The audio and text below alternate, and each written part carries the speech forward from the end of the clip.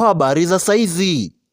Miongoni mwa taaluma zenye soko nchini Tanzania, sio tu Tanzania peke yake, bali duniani kote. Kozi ya nursing ni miongoni mwa taaluma zenye soko. Kwa nini nasema hivyo? Ukiwa na jicho la kuona mbali, taaluma hii ni uwekezaji mzuri ambaye mzazi anaweza kuwekeza kwa mtoto wake. Tuangalie makadirio ya mshahara kwa haraka haraka kwa serikalini na hospitali binafsi. Kwa makadirio ya haraka haraka au makadirio ya kawaida, mshahara unakuwa unachezea 500,000 hadi 1,300,000 au zaidi kwa mwezi. Lakini tambua kuwa kozi hii au taaluma hii ya nursing ina fursa za kazi ndani na nje ya nchi.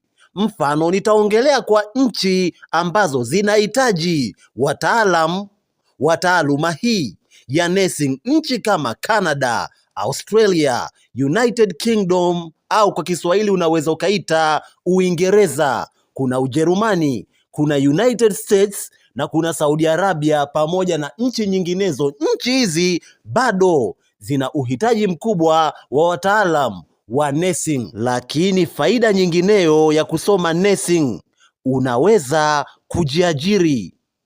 Ukisoma uuguzi na kupata leseni, una uwezo wa kuanzisha miradi yako binafsi ya kutoa huduma za afya.